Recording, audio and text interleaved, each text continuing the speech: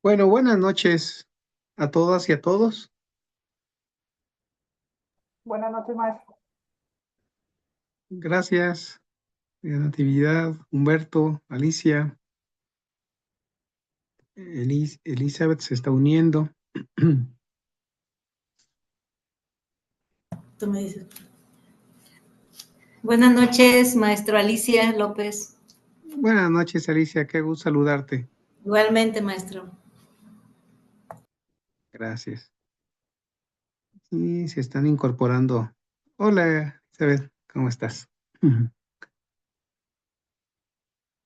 Están uniéndose ya.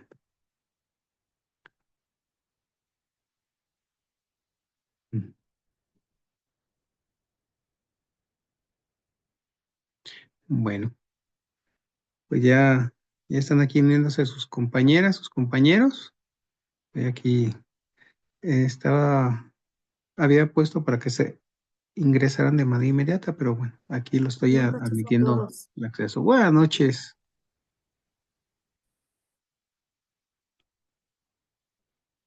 Mm. Bueno, pues de nueva cuenta, buenas noches a todas y a todos. Bienvenidos a esta segunda sesión síncrona del lunes 21 de abril del 2025 en el módulo de Derecho Constitucional.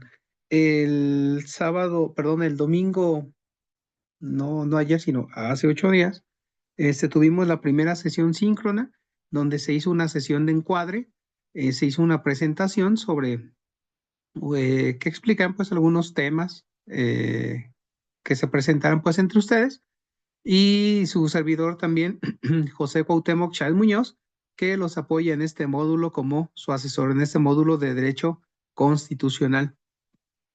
Una pregunta, ¿todos estuvieron en la sesión anterior? Yo no, maestro. Ah, bueno, Yo sí. bienvenida. Ujú.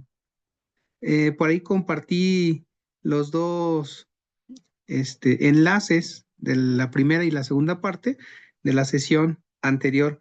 No sé si nos quisieras compartir algo referente a tu persona. ¿Cómo prefieres que te llamen? María, Natividad, ¿cómo te llaman? Bueno, a mí me llaman Nati. Mi Nati. nombre completo es María Natividad Domínguez Díaz, pero pues las personas generalmente se dirigen hacia mí como Nati. Ah, perfecto. Pues, Mm. algo que les pueda compartir. Bueno, yo soy licenciada en contabilidad, tengo una maestría en fiscal y actualmente estoy cursando el doctorado en impuestos. Ya estoy por terminar el doctorado, me faltan 2 meses, primero Dios si terminamos. Y bueno, me tocó que la Universidad Autónoma de Zacatecas, que es donde yo estoy estudiando el doctorado, entró en huelga. Y ese mes que estuvo en huelga, pues fue cuando me decidí a iniciar la licenciatura en Derecho. Ujú, Siempre quise estudiar la licenciatura, pero más enfocado a la parte fiscal, que es a lo que yo me dedico. También ujú, por ahí dentro de en la laboral, pues yo estuve trabajando 10 años con un notario público, entonces de ahí también viene el gusto por el derecho. Y pues bueno, ahorita estoy aquí pues tratando de sacarlo de la mejor manera posible porque pues la carga de trabajo sí está un poquito pesada. Tengo un despacho contable y también trabajo como docente en la Universidad de Guanajuato. ujú. Entonces, sí está un poquito pesada la carga, pero bueno, aquí tratando de sacar de la mejor manera posible. No, pues muy bien. Muchas gracias por compartirnos precisamente esta brillante y destacada trayectoria profesional y qué mejor complementarlo, esto que de una u otra manera ya se ha estado trabajando tanto en la notaría como en materia pues, contable en materia fiscal, complementarlo con esta licenciatura y, bueno, pues nada ocurre por azar, por algo en ese espacio, en esa interrupción de ese mes. Qué bueno que decidiste, Nati, si me lo permites, comentarlo, a estudiar esta licenciatura en Derecho que mucho te va a ayudar para complementar este conocimiento vasto que ya tienes en la materia y que precisamente te ha llevado a cursar este doctorado y complementándolo con esta licenciatura en Derecho. Enhorabuena. muchas felicidades y realmente también un gran ejemplo. Felicidades. Muchas gracias. Gracias. Pues bueno, les comentaba en la sesión anterior, precisamente les decía que están los videos de la primera y de la segunda parte de la sesión, en donde estuvimos haciendo pues esa sesión de encuadre. En esa sesión de encuadre, pues estuvo revisando, como les decía, una presentación y también acerca de los 6 retos, que es aquello que les permite pues evaluar y acreditar este módulo de derecho constitucional, en donde decíamos, repito, en el reto 1, pues es un cuestionario en donde se hizo una revisión de ese marco de constitucional, en donde se hizo precisamente un recorrido sobre la propia Constitución, donde se ubicaba precisamente a la Carta Magna, a la Ley Suprema, a la Constitución Federal, en donde pues ubicamos a la Constitución Política de los socios mexicanos, es su evolución desde esa Constitución Española de Cádiz de 1812, los sentimientos de la nación, con don José María Morelos y Pavón, la Constitución de Apatzingán, la Constitución Federal de 1824, las 7 leyes de 1836, las bases de la organización política de la República Mexicana de 1843, las bases orgánicas, el acta constitutiva y las actas de reforma de 1857, la Constitución Federal de 1857 y la reforma a la Constitución del 57, que en realidad es la Constitución de 1917, y con todas las reformas, que en realidad pocos son los artículos que no han sido tocados. Muchos de estos aspectos o preceptos constitucionales han estado sujetos al vaivén o al devenir de los gobiernos en turno. A lo que me refiero es que en esta evolución y en este devenir histórico, político y social, se han ido haciendo los ajustes atendiendo a este dinamismo de la nación, en donde se ve la consignación, por ejemplo, en materia de la tierra, la aparición del ejido, la posibilidad de extinguir el ejido y convertirlo en una pequeña propiedad y hacer algunos ajustes en materia de propiedad, de tenencia de la tierra y también algunos ajustes incluso de lo más reciente, el formato de elección del Poder Judicial, en donde se hacía una elección indirecta, en donde podían estar participando dentro de lo que se refiere al Poder Judicial, a través de la carrera judicial y también a través de la propuesta que hacía directamente el titular del Ejecutivo y la aprobación que se daba en el Poder Legislativo. Por ejemplo, los ministros de la Suprema Corte de Justicia de la Nación venían a propuesta del presidente de la República, presidente de la República, y la ratificación del Senado de la República. Con la reforma que se da, se tiene que, por principio de cuentas, por ejemplo, se baja de 11 ministros a 9 ministros, como lo comentábamos ya en la sesión anterior, cuando hicimos la descripción de los 3 órdenes de gobierno y de la división de poderes, en donde, por ejemplo, se modifica que ya no van a ser propuestos por el Ejecutivo y aprobados por el Legislativo, sino que van a ser propuestos por los 3 poderes, pero votados de manera democrática a través de una elección libre, directa, secreta, con ciertas reglas, con ciertas peculiaridades, y en donde pues van a estar haciendo campaña directamente ante la población. Que podemos estar o no de acuerdo con este modelo de reforma a la Constitución en materia de elección a los integrantes del Poder Judicial. Sin embargo, ese es el marco que está previsto en nuestra Constitución a través de esa elección. Entonces, lo que les decía es que vamos a encontrar consignado en los artículos constitucionales, en los 136 artículos de la Constitución, todos aquellos elementos que van a delinear nuestro sistema jurídico, nuestro sistema político nacional, nuestro sistema político mexicano. Ahí se va a definir, por ejemplo, la forma de gobierno, la forma de Estado, ¿sí?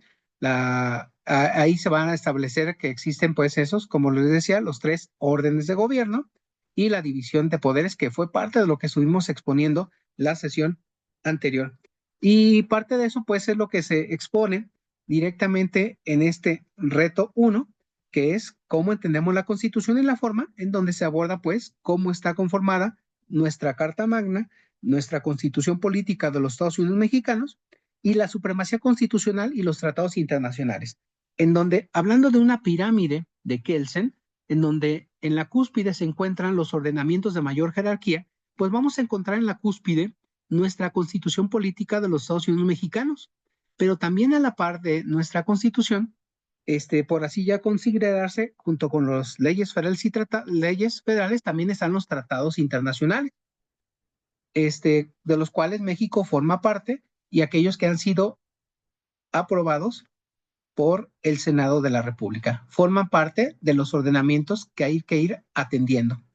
Y entonces está la Constitución Federal, las leyes federales y los tratados internacionales, están las leyes ordinarias, las leyes secundarias, leyes reglamentarias, los reglamentos y las demás disposiciones normativas, pero manteniéndose una jerarquía en el nivel federal, seguido del fuero a nivel estatal, seguido del nivel local. De tal suerte que estos ordenamientos tienen que estar engranados de tal forma que no pueden contravenir a los preceptos constitucionales. De tal suerte que una ley reglamentaria o un reglamento municipal, por ejemplo, no puede ir en contra de algo que prevé la propia Constitución, ¿sí? Una constitución local, una constitución de un estado no puede ir en contra de lo que prevé una constitución federal, lo que es la Constitución Federal. Entonces hablamos de una supremacía constitucional. Existen mecanismos o medios de control constitucional, como por ejemplo lo que son las controversias constitucionales, en donde es la Suprema Corte de Justicia de la Nación la que tiene que revisar si un precepto normativo está acorde o no con lo que dispone la Constitución. Y así la Suprema Corte de Justicia de la Nación se pronuncia al respecto y puede declarar la validez o no, la constitucionalidad o no de un precepto constitucional.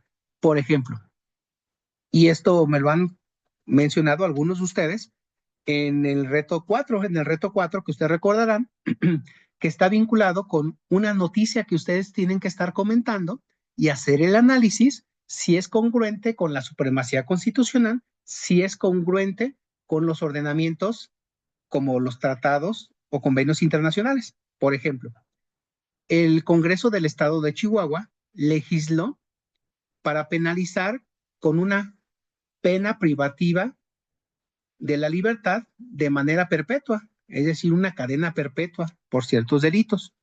Y nuestra Constitución Federal, nuestra Constitución General de la República, establece la prohibición de este tipo de penas, la prisión vitalicia.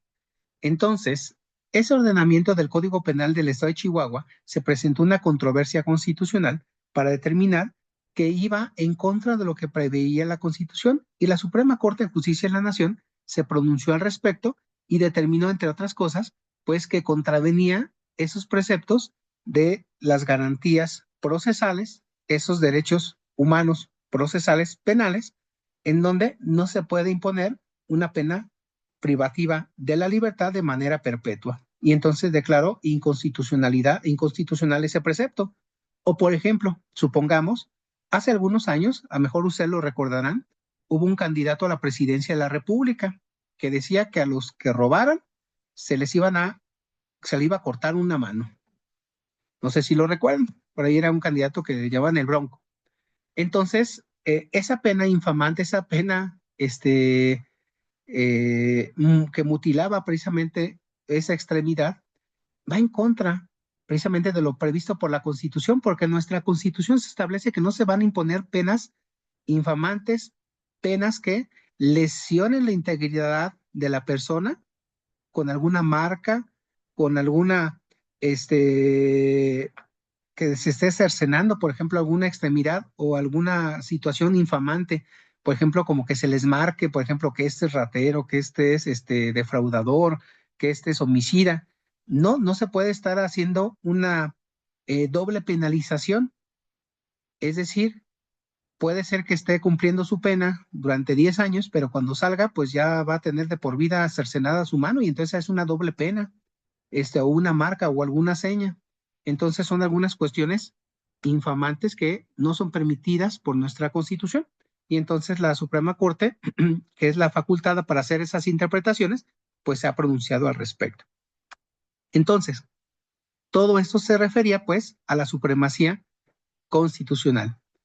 Encontramos pues a lo largo de nuestro quehacer cotidiano una serie de ordenamientos que necesitamos estar revisando para ver si encuadran o no, si están acordes o no con el modelo constitucional previsto en nuestra Carta Magna. Y si no, pues se puede estar demandando la nulidad del acto de autoridad porque está afectado de constitucionalidad. Es decir, esa autoridad puede ser que haya emitido un acto inconstitucional. ¿Sí? Entonces, ese actuar de la administración pública puede ser que esté afectado de constitucionalidad o bien puede ser que esté afectado de legalidad. Es decir, hay un principio que se llama el principio de legalidad. El principio de legalidad dice, la autoridad solamente puede hacer aquello lo que la ley le permite. En cambio, el gobernado puede hacer todo aquello lo que la ley no le prohíba. Luego entonces podemos decir, todo lo que no está prohibido se entiende que está permitido.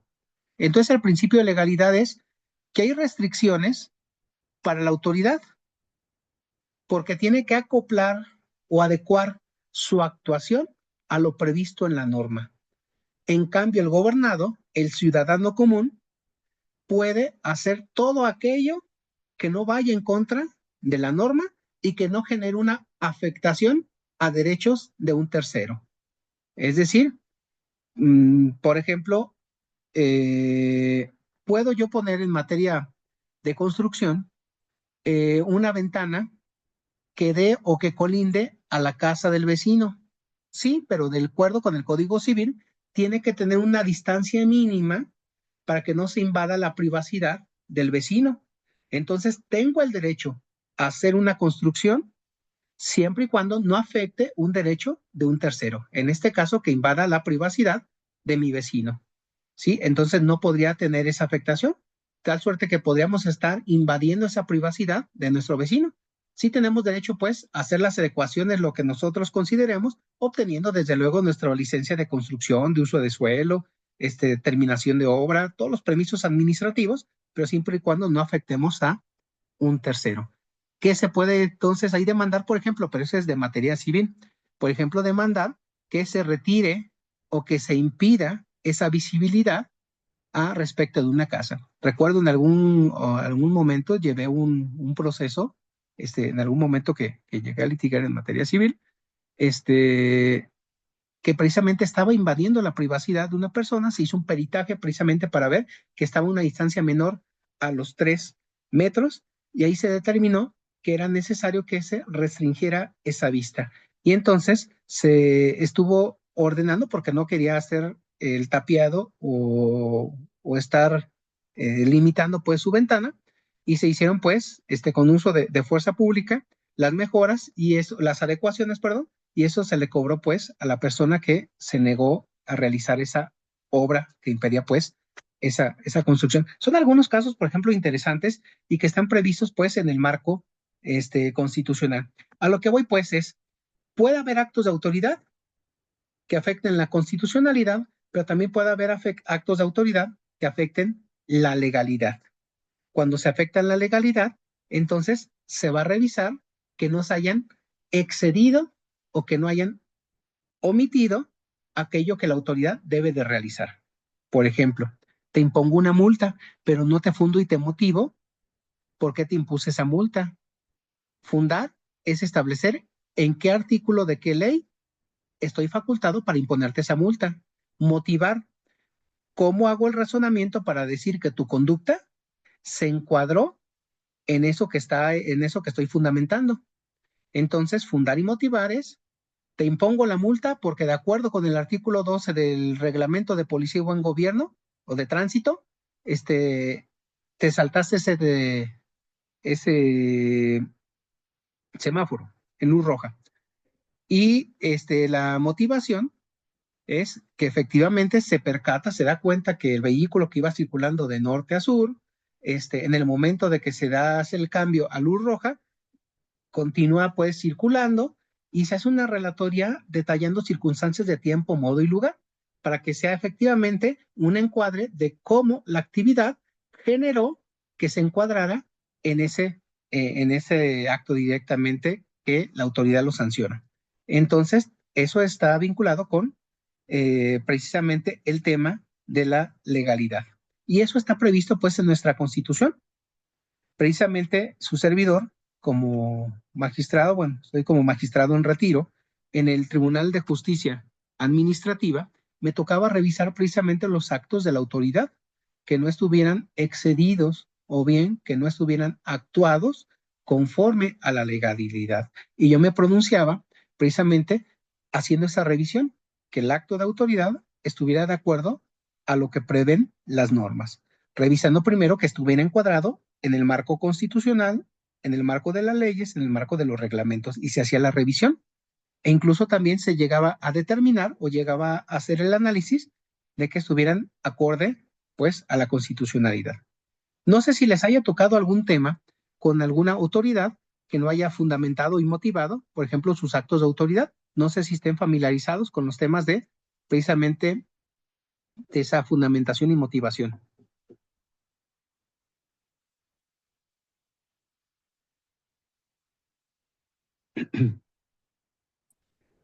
Yo De no, profe. hecho, maestro, en materia fiscal es bien importante cuando nos llega alguna notificación por parte del SAT, Así es. revisar que efectivamente es más desde el acto de notificación cumpla con todos los requisitos que están establecidos, porque inclusive hemos llegado a tener casos en los cuales tenemos ya el acto administrativo como tal de la autoridad, pero no fue notificado conforme a derecho y de ahí echamos abajo este acto administrativo que tenemos por parte de la autoridad.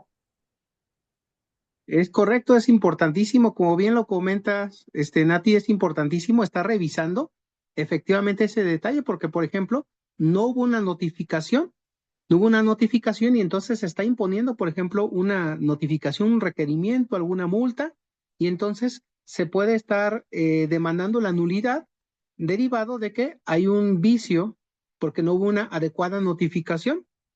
O bien puede ser demandar la nulidad por una cuestión de fondo o de forma, dependiendo pues cuál sea qué es lo que se haya ubicado. Porque si, por ejemplo, se demanda una cuestión de forma, puede ser que mejore, por ejemplo, la autoridad y no implica que pues pueda volver a intentarlo, pero si se demanda la nulidad de fondo, perdón, pues entonces ya lo que se busca ya no vuelva a perfeccionar su acto en un nuevo acto y que pueda volver a requerir. Son algunas cuestiones ya más técnicas que ya después se podrían estar viendo.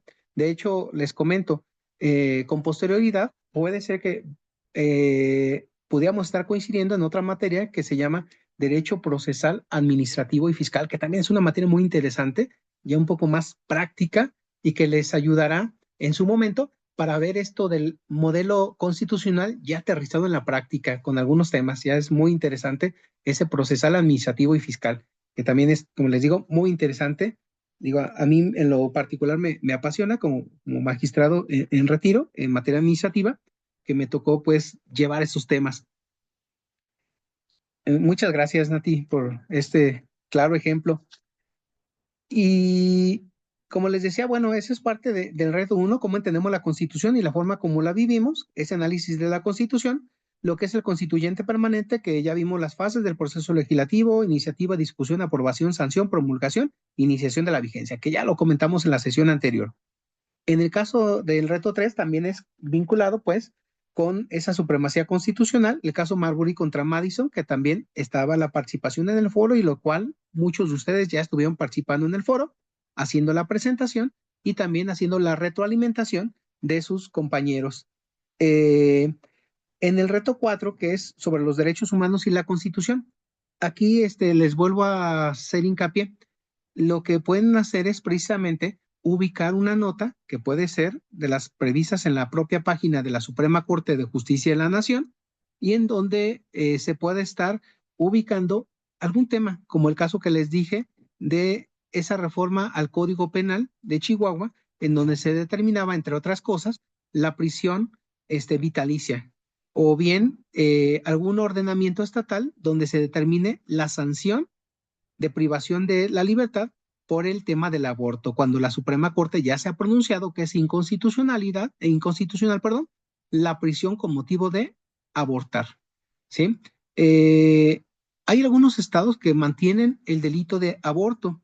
No se está sancionando a las mujeres, pero dicen, pero si es necesario que se mantenga el delito del aborto. ¿Por qué? Porque puede ser que un tercero, que una persona ajena, puede ser que esté privando de la vida al producto de la concepción, ¿sí? De manera deliberada, puede ser que esté generando, a lo mejor no un homicidio, pero sí un aborto. Entonces consideran que el tipo penal es necesario que se prevalezca, que se mantenga, pero no así para sancionar a la mujer, pero sí para aquellos que pudieran eventualmente encuadrarse en ese supuesto. Y la Corte se ha pronunciado en ese sentido. Y entonces podrían estar comentando una nota, por ejemplo, de esa naturaleza. O, por ejemplo, la prisión preventiva oficiosa.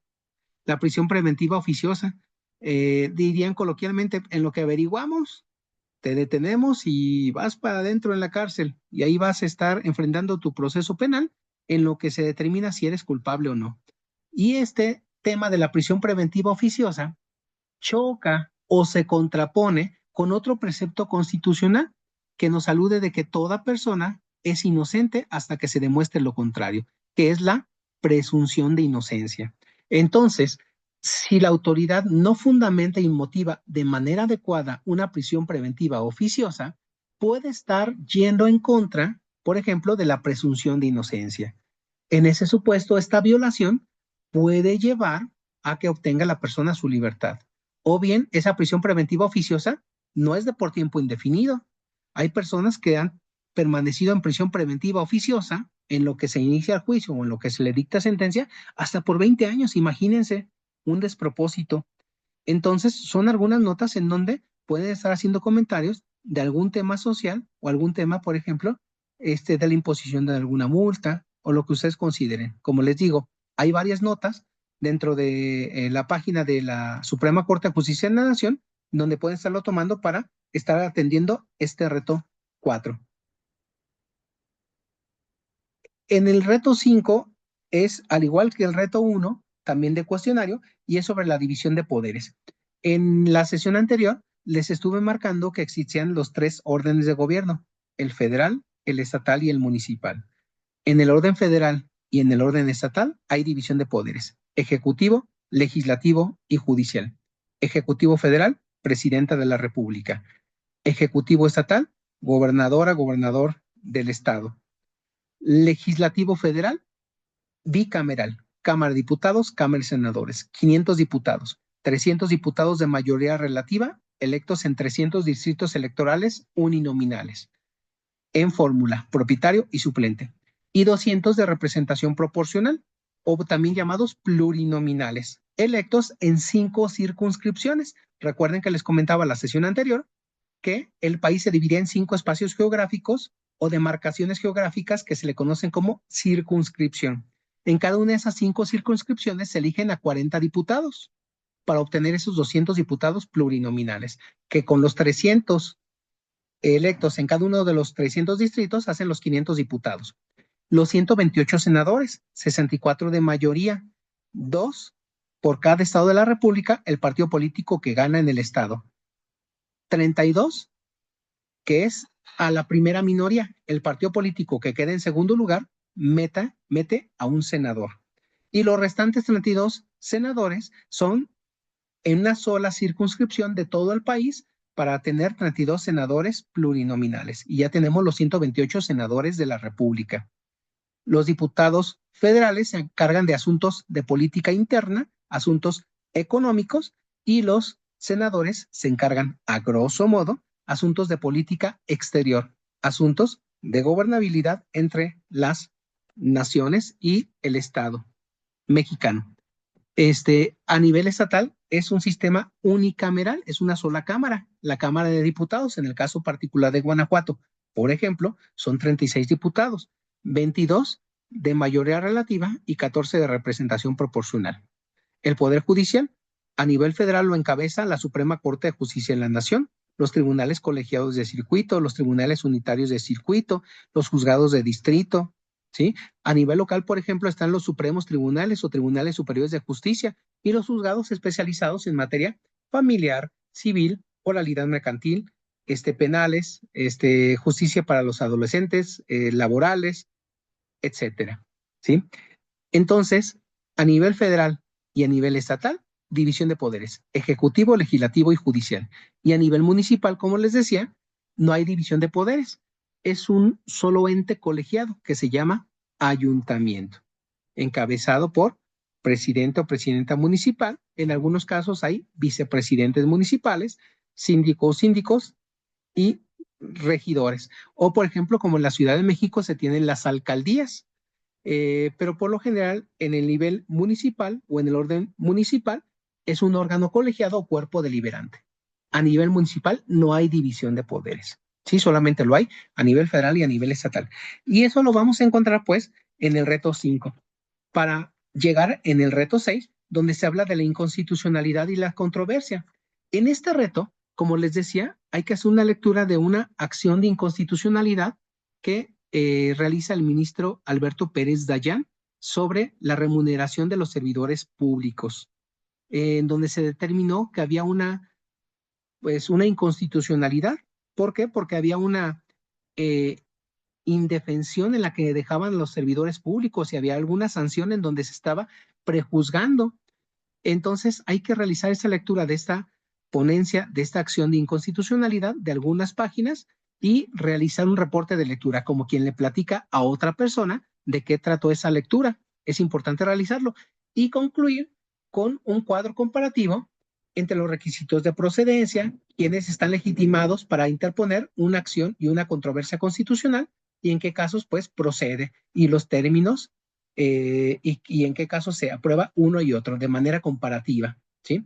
Y esos son, a grosso modo, los 6 retos que están, como les digo, puede ser que haya algunas lecturas y como les decía, bueno, pensaba que ya les había compartido algunos temas, pero fue en esta semana que acaba de terminar, la Semana Mayor, la Semana Santa, pero les voy a estar compartiendo algunos temas complementarios de lectura para reforzar esos temas, ¿sí? No sé si tengan alguna duda, alguna pregunta sobre estos retos que les podría estar resolviendo en este momento.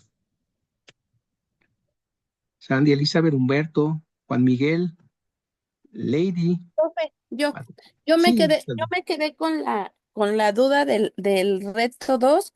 Bueno, ese día sí. ya no le pude preguntar. No entendí bien cuando le estaba comentando del ejemplo. El Ujú. ejemplo ya lo tengo ya ve que le dije artículo 4 y 5, Así.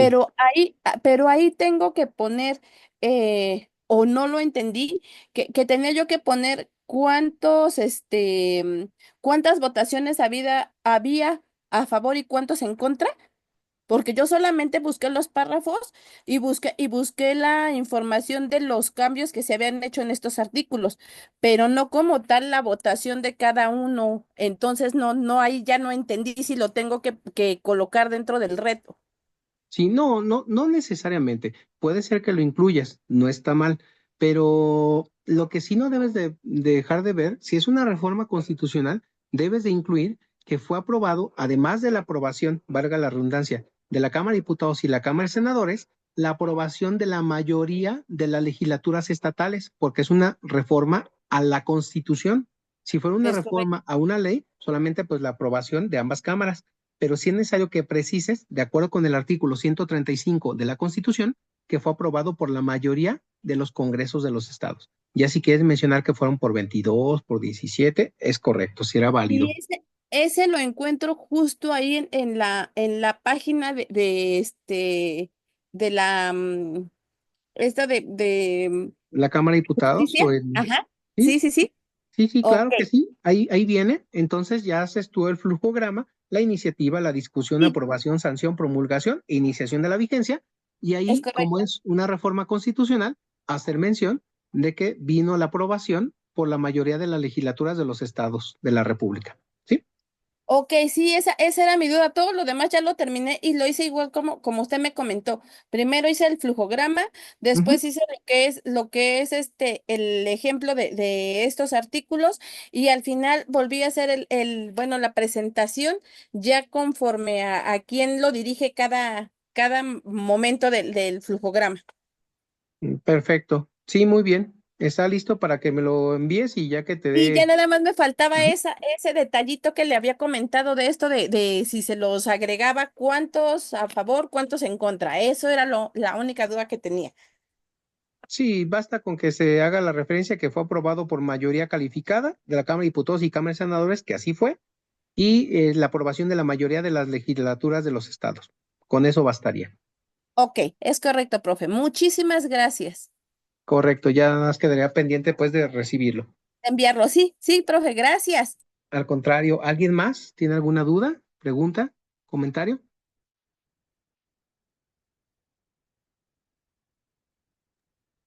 Todo Profe, yo, clarito, perdón. gracias. Sí, adelante, Elizabeth. ¿O Todo muy quién? claro, maestro, muchas Ah, muy gracias. bien. Y me Gracias. gustó mucho las retroalimentaciones que me envía después de calificarme, porque es una retroalimentación muy efectiva, porque nosotros hacemos un trabajo de una manera como lo entendemos y usted no lo rectifica como debe ser de la manera más correcta. Le agradezco mucho. No, al contrario, con gusto. Espero que sea de utilidad y apoyo, porque al final de cuentas no basta pues con acreditar un módulo, sino que se tenga ese conocimiento para que después, incluso hasta en una demanda ya como abogados, hay que revisar incluso si se siguió el proceso legislativo, o sea, son cuestiones muy meticulosas y esa es la diferencia también entre, perdonen la expresión, abogados del montón y abogados que saben específicamente esos temas sensibles, esos detalles que son muy importantes. Gracias, maestro. Al contrario. Por ahí alguien más estaba pendiente de comentar. Yo, profe, de nuevo.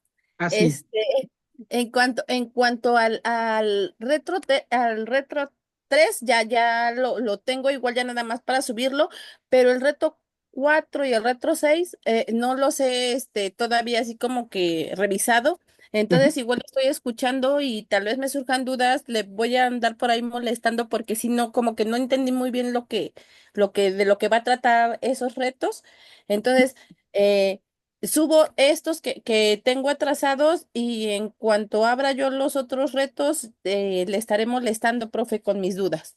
No es molestia, con todo gusto, envíame la duda y yo por ahí te lo explico, si no por ahí te comparto algunos ejemplos para que quede más claro, con todo gusto.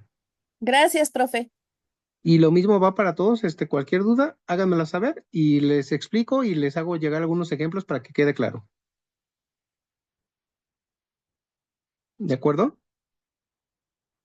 Sí, maestro, muchas gracias. No, al contrario. Realmente, pues yo me reitero a su consideración, a sus órdenes. Estoy pendiente, dense ese tiempo, ese espacio para que hagan bien esas lecturas. Sé que es complicado, pero hay que sacarle provecho a las 36 horas del día.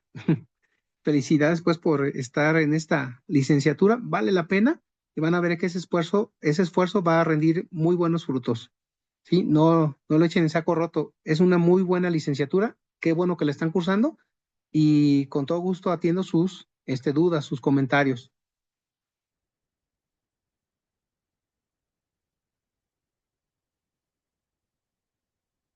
Bueno, les compartiré alguna información, como les decía, información adicional que espero complemente este estudio. ¿De acuerdo?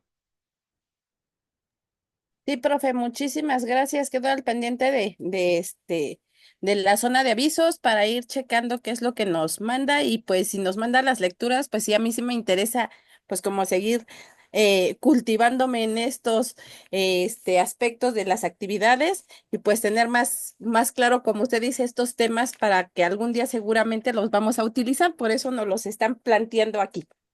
Claro que sí. Quedo a la orden. Muchísimas